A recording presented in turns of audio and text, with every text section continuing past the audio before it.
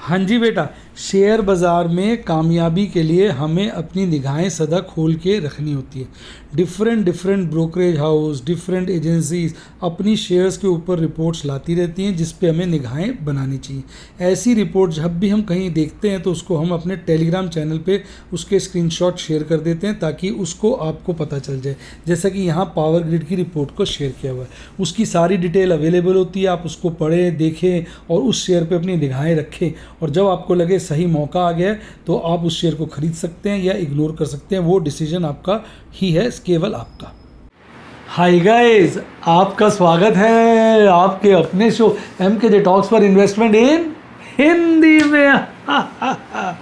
कैसे हैं आप बेटा? आज कार्यक्रम की शुरुआत करेंगे MKJ स्टॉक टॉक से, और आज मैं आपके लिए बेहतरीन 5 स्टॉक्स लेके आया हूँ स्मॉल केस के द्वारा। जब भी इसमें डिक्लाइन हो मैं इसमें इन्वेस्ट करूंगा। पीछे मैं काफ़ी सारे स्मॉल केस लाया था, एक क्विक रिव्यू करा देता हूँ। बहुत ज़्यादा ज़बरदस्त उनमें रिटर्न आई है। आप में से बहुत बच्चे मुझे लिख रहे थे सर स्मॉल केस में बड़ी रिटर्न आई और दीजिए, तो बाकी सभी स्मॉल केस पुराने और नए लिंक डिस्क्रिप्शन बॉक्स में, वहाँ से इनको लीजिएगा। आइए एक रिव्यू कराता हूँ। ये आ गई स्क्रीन रिकॉर्डिंग। देखिए सबसे पहले देखिए MKJ FFD, इसमें हमें लगभग 47% की रिटर्न है। MKJ FFD बैंक लगभग 29%, MKJ FFD रेल लगभग 58%, MKJ FFD इंश्योरेंस लगभग 52%, MKJ FFD गैस लगभग 103%, MKJ FFD consumer durables 43%, MKJ FFD NBFC around 39%, MKJ FFD FMCG 23%, MKJ FFD leaders 8% कह लीजिए। इसमें आप और इन्वेस्ट कर सकते हैं क्योंकि अभी ये गिरा पड़ा है। MKJ FFD IT लगभग 12%, MKJ FFD chemical 49%, MKJ FFD power लगभग 18%, MKJ FFD pharma 26%, MKJ FFD penny stock जो कुछ दिन पहले बनाया था इसमें लगभग 5% है। इसमें भी और इन्वेस्टमेंट अभी करेंगे। और आज मैं आपके लिए लेके आया हूँ बेहतरीन stock MKJ FFD electric vehicles. इसके अंदर मैंने कवर किया आपके 6 stocks. Tata Motors, Mahindra and Mahindra, ये 2 इंडियन कंपनीज हैं जो बहुत ज़्यादा काम कर रही हैं इलेक्ट्रिक व्हीकल्स के ऊपर। टाटा मोटर्स को मैंने इसलिए सिलेक्ट किया, ये बहुत ज़्यादा एग्रेसिव है। इसका प्रूफ ये है कि इनकी सिस्टर कंसर्न है टाटा पावर। आज टाटा पावर और HPCL के बीच में एक बड़ा करार हुआ है जिसके चलते टाटा पावर HPCL के जितने पेट्रोल पंप्स हैं वहाँ पर इलेक्ट्रिक चार्जिंग स्टेशन लगाएगा। तो इसका मतलब अगर टाटा पावर इतना मेहनत कर रहा है तो कहीं ना कहीं टाटा मोटर भी बहुत तेज़ी से इलेक्ट्रिक व्हीकल बनाने पे लगा हुआ है, जिसके चलते मुझे लगता है इसमें अच्छा एक कॉम्बिनेशन बन जाएगा। महिंद्रा एंड महिंद्रा भी एडवांस स्टेजेस पे है, और महिंद्रा की खूबी क्या है, ये ट्रैक्टर्स का भी काम करता है। इसकी एक अलग खास बात है। अगर ये ट्रैक्टर्स के अंदर ले आया इलेक्ट्रिक व्हीकल तो भाई साहब गांव में तो तबाही आ जाएगी, ये सस्ता काम हो जाएगा। और गांव में तो आपको पता है इलेक्ट्रिसिटी बहुत सस्ती होती है, कहते हैं किसानों की तो पौ बारा हो जाएगी। मुझे लगता है इनके इलेक्ट्रिक व्हीकल्स में अगर ट्रैक्टर्स आ गए तो बहुत ज़बरदस्त सेल हो जाएगी। और 2 मैंने कंपनियां ले ली बैटरी बनाने वाली, अमराजा और एक्साइड, और दोनों इस वक्त करेक्शन मोड में हैं। इन सभी स्टॉक्स को अगर आप लेते हैं तो मुझे लगता है आने वाले वक्त में बहुत ज़बरदस्त रिटर्न रहेगी। अब मेरा आपसे गुजारिश है, इसका लिंक मैंने डिस्क्रिप्शन बॉक्स में दिया है, आप वहाँ से इसका लिंक ले सकते हैं। अब मैं आपसे ये जानना चाहूँगा कि भाई आपने पीछे इतने सारे स्मॉल केसेस में मेरे से फॉलो किया, उसमें इन्वेस्ट किया, तो आपका उसमें क्या एक्सपीरियंस रहा? आपको उसमें क्या रिटर्न रही? अच्छी रही, बुरी रही, कैसी रही? आप मुझे कमेंट में बताइए। और क्या आप चाहते हैं मैं इस तरह के स्मॉल केसेस और लेके आऊँ? और आप मुझे ये भी बताइए कि आपको किस तरह के स्मॉल केसेस पसंद हैं, उनका आइडिया दीजिए और कमेंट में लिखिए, क्योंकि आपका एक कमेंट मैं पढ़ता हूँ। और स्पेशली जब वीडियो रिलीज़ होती है उसके 1-2 घंटे तो मैं सारे कमेंट पढ़ता हूँ, उसके बाद मेरी टीम देखती रहती है, बताती रहती है, पर मैं सारे पढ़ता हूँ। शुरू के ही आप 1-2 घंटे में दबा के कमेंट कर दीजिए करिए। इसके बाद के भी सारे कमेंट पढ़ता हूँ बीच बीच में आके, लेकिन शुरू तो 2 घंटे बैठा ही रहता हूँ। तो अगर आपको मज़ा आया है सब स्मॉल केसेस का, फटाफट लाइक को दबाइए और अपने कमेंट दीजिए। चलिए अब चर्चा को आगे बढ़ाते हैं। बात करेंगे शेयर बाज़ार की कहानी, MKJ की ज़ुबानी, उसमें बाज़ार में हलचल। और शुरुआत करेंगे किससे? देश की आन बान शान और हमारी जान निफ्टी 50 की। तो आइए निफ्टी 50 की अगर हम बात करें तो आज तो तहलका था जी, तहलका था।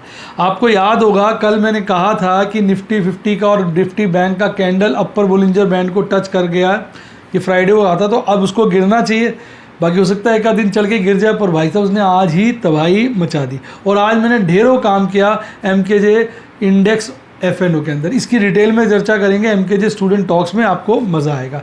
आइए स्क्रीन पर देखिए अब कल बाजार बंद हुआ था 15,923 पर, आज भारी गैप डाउन ओपनिंग करता है 15,754 पर, उसके बाद तो भागता है और पीक बना लेता है शुरुआती दौर में आज की 15,836, और उसके बाद धड़ाम से गिरता ही रहता है एक स्टेज के बाद, और लास्ट के क्षणों में तो हाहाकार मचा के 15,707 का बॉटम बना के हल्का सा चढ़कर 15,752 का पे बंद होता है, लगभग 171 पॉइंट गिरकर 1% से ज़्यादा की गिरावट के साथ मुंह झुकाता हुआ चला जाता है। और देखिए आज की कैंडल, और कल मैंने कहा था ना बोलिंजर बैंड को काट दिया, और आज की कैंडल देखिए उसने गैप छोड़ा है आज की और कल की कैंडल में। आपको क्या लगता है ये गैप अब कल फील होगा या थर्सडे तक फील होगा, आप कमेंट में लिखिए। तो देखिए जो हम विचार कर रहे थे कि MKJ जिगजैग थ्योरी के चलते नीचे का ऊपर का बोलिंजर बैंड टच कर लिया, अब कल अगर बाजार गिर के नीचे का बोलिंजर बैंड टच कर लेता है तो हो सकता है परसों ही बाजार की कैंडलें ऊपर की तरफ बढ़नी शुरू हो जाए। अब देखते हैं कल कैसी ओपनिंग होती है। अगर तो कल गैप अप ओपनिंग हुई तो मुझे लगता है बाजार गिर जाएगा, और गैप डाउन ओपनिंग हुई तो गिर के फिर बाजार को बाद में चढ़ना चाहिए, ऐसा मेरा ख्याल है। देखो मैं ख्याल देता हूँ पर इसकी संभावना जो होती है 95% के आसपास होती है, 90 to 95।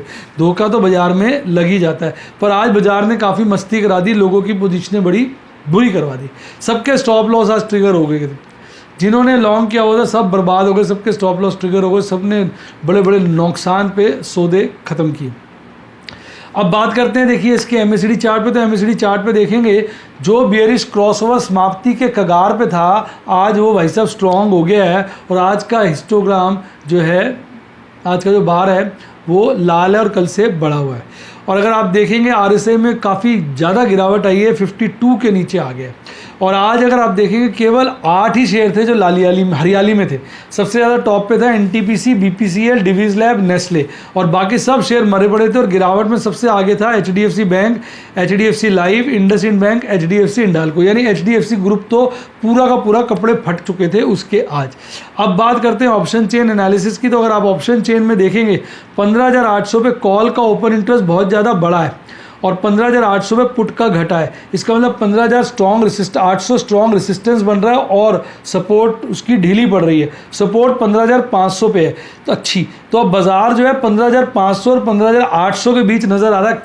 कल हो सकता है 15,500 का लेवल काटे, पर 15,000 तो अभी पहुंचना काफ़ी मुश्किल लग रहा है, काट के फिर ऊपर की तरफ आ सकता है। लेकिन 15,500 का जो लेवल है इस वक्त एक स्ट्रॉन्ग सपोर्ट दे रहा है, और ये कट भी सकती है क्योंकि बाजार में जब गिरावट आती है तो अच्छी चीज़ें कट जाती हैं।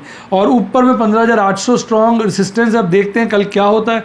अगर आप देखेंगे ओपन इंटरेस्ट अभी भी 15,000 के ऊपर हाईएस्ट है, पर वहाँ पे टोटल ओपन इंटरेस्ट कम हुआ है, और जो सेकंड हाईएस्ट है वो 15,800 पे आ गया। तो 15,800 से 15,500 एक ऐसा रेंज लग रहा है जिसमें बाजार जो है एक शॉर्ट रेंज है, इनको काटेगा अच्छे से तो फिर हमें लगेगा बाजार किसी और तरफ चलेगा। पर एक बार ही मुझे लगता है 15,500 के नज़दीक आएगा, शायद ना भी काटे और उसको बाद ऊपर की यात्रा चालू कर देगा। और अब बात करते हैं FIs DIs की, तो FIs तो बने हुए बिकवाल, DIs बने हुए खरीदार। अब FIs बेचारे बाजार को चाह रहे हैं इसकी थाली के कपड़े फाड़ दें, बाजार की मम्मी पापा कर दें।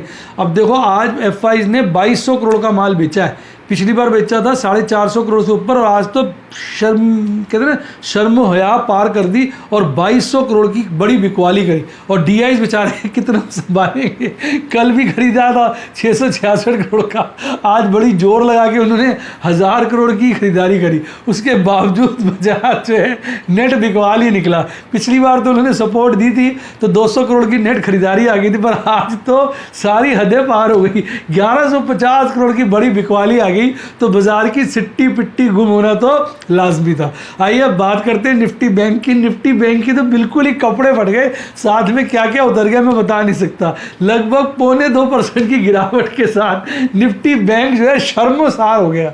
अब देखिए निफ्टी बैंक कल बंद हुआ था 15,751 पे, 35,751 पे, और आज 700 पॉइंट की गैप डाउन ओपनिंग करता है 35,070 पे। खुलते ही 35,347 का पीक बनाता है, उसके बाद ढीले ढीले फिसलता है और लास्ट के क्षणों में ऐसा गिरता है कि 34,899 यानी 34,900 के आसपास आकर फिर शर्मी में थोड़ा सा बढ़कर 35,079 पर बंद होता है। उसके बावजूद भी लगभग 672 पॉइंट की गिरावट दिखाता है और लगभग 2% गिर के रोता पिटता बिलखता हुआ चला जाता है। अब इसकी कैंडल देखिए, मैंने कल ही कह दिया कैंडल इसकी बिल्कुल वो हो गई है, कंसोलिडेशन टाइप में, और मैंने कहा भी था बेयरिश एनगल्फिंग कैंडल बनी है तो उसकी आज अपना रंग रूप दिखा दिया और इतनी बड़ा गैप छोड़ दिया, इसकी कोई हद नहीं। 50 डेज ईएम में जो पर्पल लाइन है उसके पास पहुंच गई थी, यानी अगर 50 डेज ईएम में कट जाता है तो शॉर्ट टर्म तो माना जाता है टेक्निकल एनालिस्ट का कि निफ्टी बैंक बेयरिश हो गया। अब देखते हैं आपको क्या लग रहा है,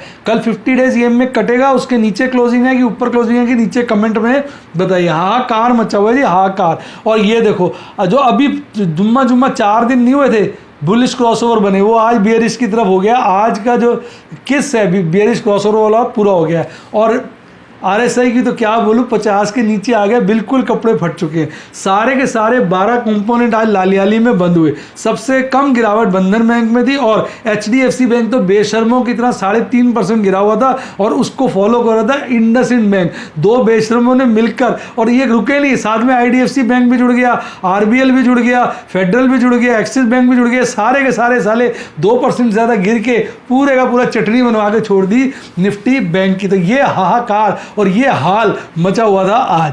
अब बात करते हैं एमकेजे स्टूडेंट टॉक्स की। प्रभु के आशीर्वाद से, प्रभु की कृपा से और आप लोगों की शुभकामनाओं से इतने बुरे बाजार में भी मैंने तो 1,06,000 के आसपास की प्रॉफिट बुकिंग करी। और आज जो है अगर आप देखेंगे ओपल और बैरल के मैंने 14 ट्रेड की। ये जो 14 ट्रेड है हमारी किस्मत बदल देंगे आने वाले वक्त के अंदर। इसमें केवल 2 ही स्क्वायर ऑफ थे, एक इंट्राडे था जो मैंने को लॉस में करना पड़ गया था जल्दीबाजी में, और 10 मेरी नई पोजीशन है। टोटल प्रॉफिट इनका 1,06,000 के आसपास था, एक्सक्लूसिव प्रॉफिट 13,150 का था। आज प्लेटिनम और रूबी के 5 ट्रेड किए, 4 मैंने स्क्वायर ऑफ किए जिसमें बहुत बड़ा प्रॉफिट 92,000 के आसपास का कमाया और एक ही नई पोजीशन बनाई। एमराल्ड और सफायर का एक ट्रेड था वो स्क्वायर ऑफ का जिसमें 1100 रुपये कमाए, और गोल्ड एंड सफायर के मैंने 2 ट्रेड आज लिए। तो ये मैंने अपनी तरफ से आज ट्रेड्स किया। मैं आपको दिखाता हूँ। और इवंदो फार्मा की मैंने पुट को स्क्वायर ऑफ किया, 16,500 से ऊपर कमाया। बायोकॉन के शेयर बेचे तो इसमें मैंने 1100 से ऊपर कमाया। टाटा मोटर, आपने पूरी प्रॉफिट खुद भी कैलकुलेट कर लिया करो, बायोकॉन का कम बताया, मेरा 13-1400 के आसपास है। टाटा मोटर की एक में से गलत ट्रेड हो गया था, उसको स्क्वायर ऑफ किया और 2850 का नुकसान कर दिया। आप में से कई लोग कहते हैं मैं नुकसान नहीं करता, खुश हो जाओ भैया, हो गया नुकसान। भाई नुकसान होगा तो बताऊंगा ना। अब देखो मुस्कुरा रहे हो आप, ये कोई तरीका साला मेरा नुकसान हो गया, आप मुस्कुरा रहे हो। अरे आपको कहना चाहिए सर आगे से ना करना, कभी कभार ही होता है यार, प्रभु का आशीर्वाद है। फिर आईटीसी की आपको याद है मैंने एमकेजे फ्यूचर कॉल स्ट्रेटजी या कैश कॉल स्ट्रेटजी निकाली, जिसमें मैं पहले कैश में शेयर खरीदता हूँ या फ्यूचर में और कॉल बेच देता हूँ। उसमें आज बड़ा ज़बरदस्त मुनाफा हुआ। आपने मैडम इसका प्रॉफिट कैलकुलेट किया था, आपने इसका भी नहीं किया ढंग से कैलकुलेट। इसको आप जैसे मैं इसमें नेट प्रॉफिट 16,000 कह रहा हूँ, लेकिन आप कैलकुलेट करोगे तो शायद 17,000 के आसपास आएगा। मैंने आईटीसी की जो है जो शेयर्स खरीदे थे उनको बेच दिया और जो बेची थी कॉल उसको स्क्वायर ऑफ कर लिया। तो कॉल में नुकसान हुआ 3,680 का, और शायद शेयर्स के अंदर 20,000 के आसपास का प्रॉफिट है। नेट प्रॉफिट 16,000 से ऊपर मैंने लिखा है, मेरा ख्याल 17,000 के आसपास है। फिर जेएसडब्ल्यू और एक्सिस बैंक की पुट्टों को स्क्वायर ऑफ किया, इसमें भी जेएसडब्ल्यू में लगभग 30,000 और एक्सिस बैंक में लगभग 18,500 कमाए हैं। फिर इंडसइंड बैंक की एक कॉल को स्क्वायर ऑफ किया जिसमें 26,500 से ऊपर कमाया। तो ये थे आज के बड़े प्रॉफिट, जिसको आपने देखा कि यानी बाजार कैसा भी हो मैं अपने दालचीनी निकाल लेता हूँ। दालचीनी कह रहा हूँ दाल रोटी चीनी तो खाने में चाहिए, शुगर हो जाती है। दाल रोटी निकाल लेता हूँ।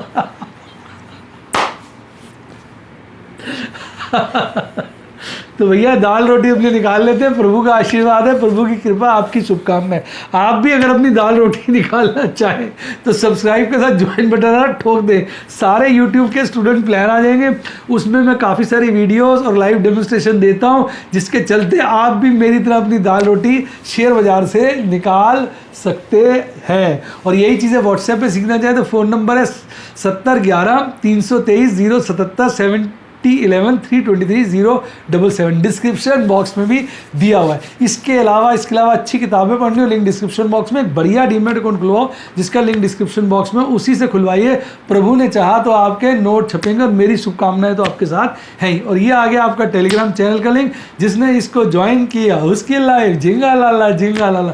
इसी के साथ साथ bye, God bless you, happy investing, और आप स्टॉक मार्केट के बेताज बादशाह बने।